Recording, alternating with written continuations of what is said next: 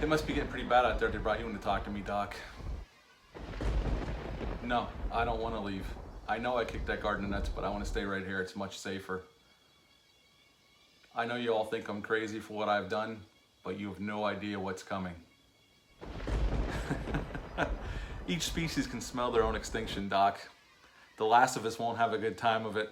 I'm gonna keep my ass right here because the insane are now the majority and it's much safer in here. But you have a great drive home, Doc, and maybe I'll see you on the other side.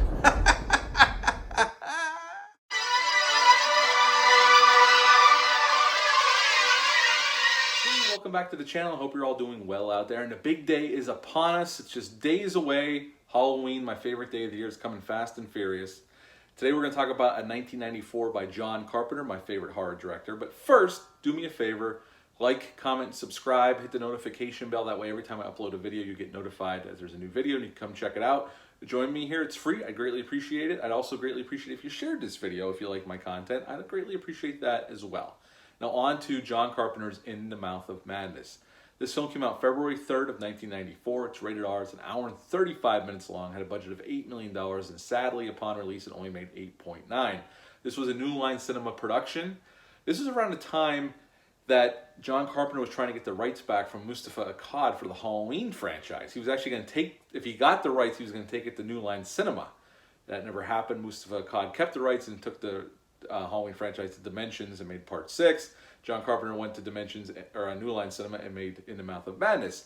Now, this script had been around for a little while. Michael DeLuca, who was the president of New Line Cinema at the time, wrote the script in the 80s, and he approached Carpenter in the late 80s about doing this film, but Carpenter turned him down. Then he went to Tony Randall, who directed Hellraiser 2. That fell apart, and then finally in 93, Carpenter signed on to direct In the Mouth of Madness. Now, around this time, Carpenter was coming off of Body Bags, which was meant to be an anthology show for Showtime. They only ever made one anthology movie, and it's a pretty decent little anthology, especially the gas station segment. If you've never seen it, check it out. And then in 94 he did this film. In 95 he did Village of the Damned. 96 he had Escape from LA, and in 98 he had Vampires, which I really liked. John Carpenter gets a lot of shit for his 90s output. Horror in general was looked down upon in the 90s. It didn't do a whole lot until Scream came out in 96. But I will contend, Carpenter had some really good movies out in the 90s. I think Body Bags is a worthy anthology film. It's not perfect. It's not as good as Creepshow, but there's some good stuff in there. This film, which we're going to talk about in a second, I'll let you know my thoughts on this in a few minutes. I like Village of the Damned as a remake. I think it's a good film. Is it perfect? No, there's a lot of problems with it, but I think there's some really good actors in it. I think it's really well directed by Carpenter, and I can sit down and enjoy that film. I think Escape from LA, while not as good as Escape from New York, is a fun time at the movies. Definitely cheesier, and some of the special effects don't hold up. And I think John Carpenter's Vampires is a fantastic vampire movie, and it doesn't get talked about enough. So I am not down on Carpenter's 90s output. Is it as good as his 80s output? Of course not. John Carpenter had a hell of a run in the 80s with The Fog, Escape from New York, Christine, Starman, Big Trouble in Little China, Prince of Darkness, and They Live. I mean, Christ, that's a hell of a run for any director, writer, director, producer. And, you know, so compared to the 80s, of course, some of these films aren't as good, but I still like these films, and we're going to talk about In the Mouth of Madness right now. Now, in this film, we got Sam Neill as John Trent. He's an insurance investigator. Jürgen Prochnow plays Sutter Kane, a novelist, a very popular novelist, horror novelist, who is compared to Stephen King a few times during the film. He's basically Stephen King in this universe, in this movie. Julie Carmen plays Linda Stiles. She is the editor of Sutter Kane, and Sutter Kane goes missing. That's why they bring John Trent in to try to find Sutter Kane. And this cast is stacked with great character actors. We got David Warner as a psychologist. We got John Glover as a psychologist who works at this mental institution.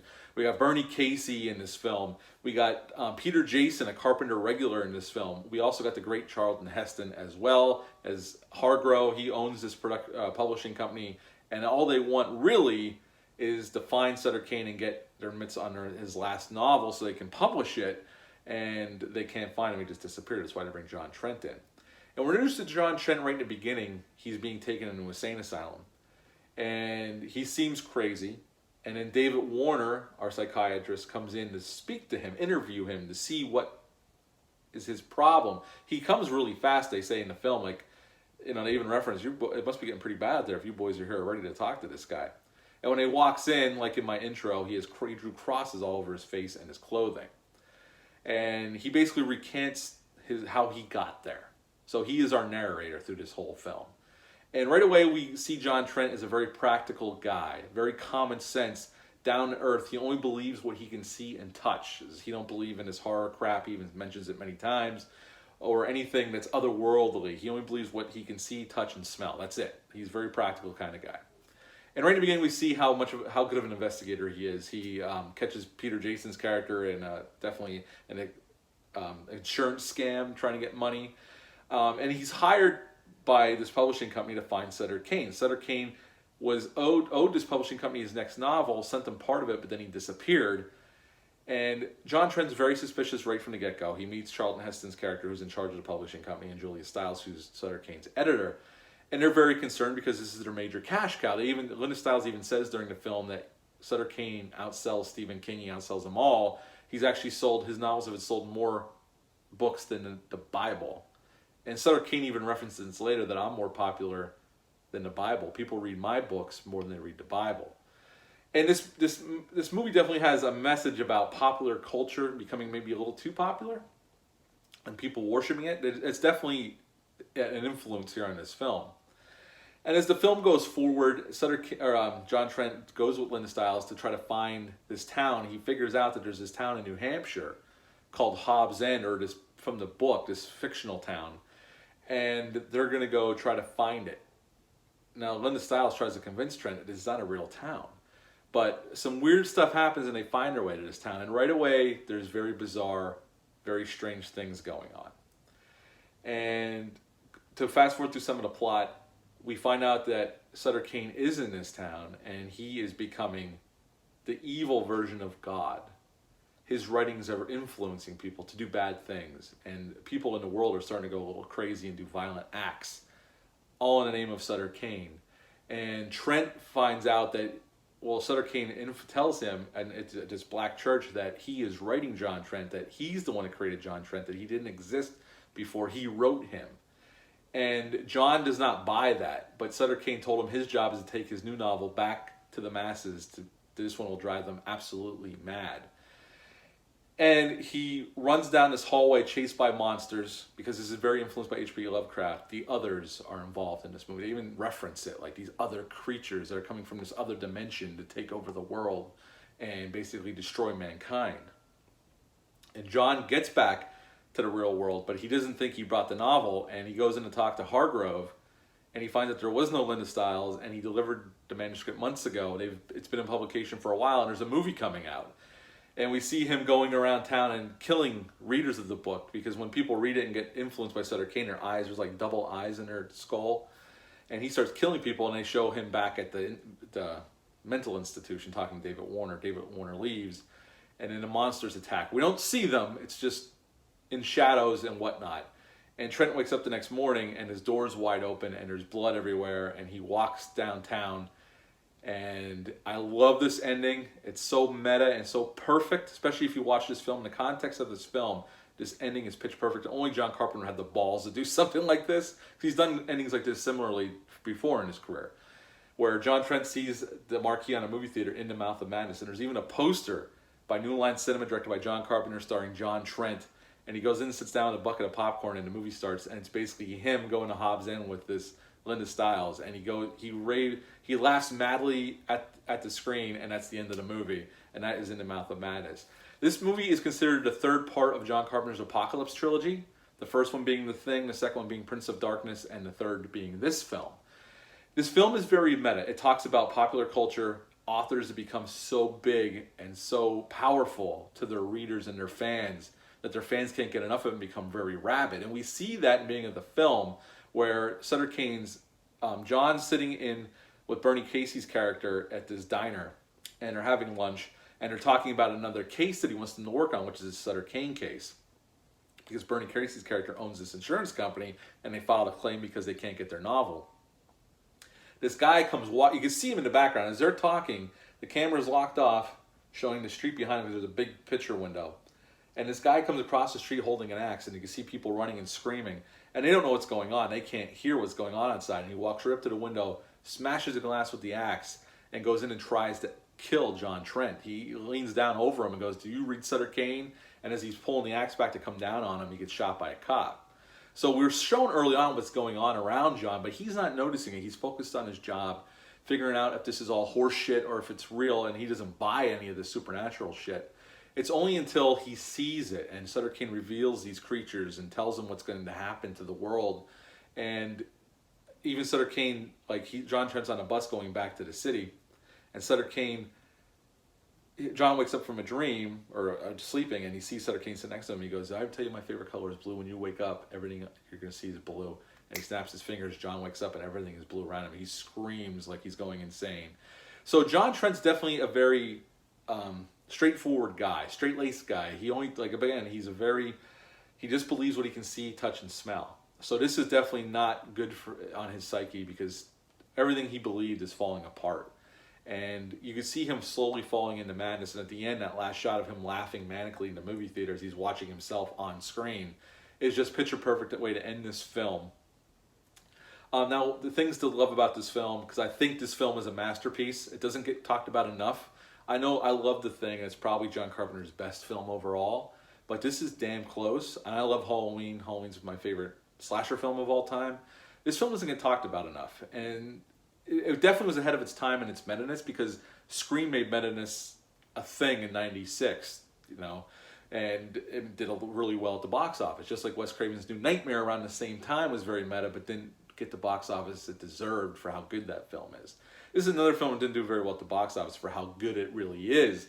It wasn't until years later where it got rediscovered, and it has a cult following now. I've always enjoyed it, but over the years I've come to appreciate it even more and more. I think John Carpenter's directing is spot on, like he usually is. Shot beautiful shots of this New England landscape, Canada substituting for New England. There's some very creepy scenes. I wouldn't say I was ever scared by this film, maybe in the 90s when I first saw it.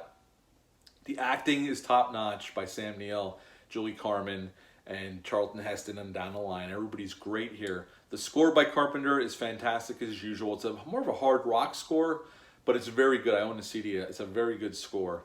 The monster effects by K&B are fantastic. We got practical effects here, no CGI to be found. This movie isn't overly gory. There's moments of blood. You see some of the monsters, and they're definitely weird looking and disgusting looking for sure. There's only one scene really of CGI, and it holds up pretty well. ILM did it, and this movie didn't have a whole lot of money. There's a scene where Sutter Kane reveals the void to John Trent in his church, and he starts tearing himself away like pages of a book. And even when it goes back, you can see the writing of the book or the printing on the book behind it. And that's when John Trent looks into the void and he sees this wall of monsters coming towards him. And they chase him to the end of this tunnel, and that's when he's back into the real world, or what he perceives as his real world. It's definitely an apocalyptic movie. It talks about the end of the world. It's definitely the end of things. These others coming back and taking over what they once had. And like I said, Sutter Kane even says, "I'm more popular than the Bible," which means he's become God, an evil kind of Antichrist type of God. And Jurgen Prochnow is fantastic as Sutter Kane. He's menacing. He's still charming. He does everything he needs to do. And again, the monster effects are fantastic. We even have Vigo from Ghostbusters 2 in this movie. He plays a father that's after Sutter Kane. He gets a few lines in his bar when John Trent goes in, and he's talking about how his children turned against him and attacked him and his wife. So it's very meta. It's very weird. It's very well directed, as you would figure from a John Carpenter type movie. Score's fantastic. It's very well lit. I don't have anything I really don't like about this film. I would say some people probably have a problem with the pacing's a little slow in the beginning, but it's setting up John Trent as a character before we get to the shitstorm that's going to come later. Again, there's not a lot of gore in this film. There is some blood. There's a few gory moments, but it's not overly gory. That's not what we're here for. This is mostly about the end of things and seeing basically the mind fuck that this movie is to this character who thought he knew where he stood in life, what was real, and he comes to find out it's total bullshit, and he's been made up by this, how he calls him, a hack horror writer. So to see Sam Neill descend into madness, considering where we start off, I mean, we start off in the insane asylum, so you know bad things have happened, but the show where he starts off, when he begins recanting his tale to where he ends up, is fascinating, and Sam Neill sells it brilliantly like he always does. What would I give In the Mouth of Madness? I would give this film a 9.75 out of 10. I absolutely love this film. I hope more people rediscover it. Even if you see this, check it out. It might not be for you, but just check it out. Give it a shot. You can find it on digital. There's a Blu-ray out from Shout Factory who gives a great transfer on it, and the sound design, the remix of the sound design is really good. And there's some cool extras on there. So you can find it. It's available to stream on different digital platforms. There's a Blu-ray available. If you've never seen this film or you haven't seen it in a long time, check it out. Give it a shot. You may feel differently about it, or you may find a new movie you like really a lot. Have you ever seen this film? I just gave it 9.75 out of 10. Leave a comment down below. Let me know. Hit the thumbs up. Hit the subscribe button. Share this video. You would appreciate that. Halloween's right around the corner. Now, I said I was going to do Creepshow 2 for my big Halloween review. I am still planning on that, but I might have to pivot. And if I do pivot, it's going to be Halloween 6, the producer's cut, for my big Halloween review. We'll see. You'll find out over this weekend. But until then, bye.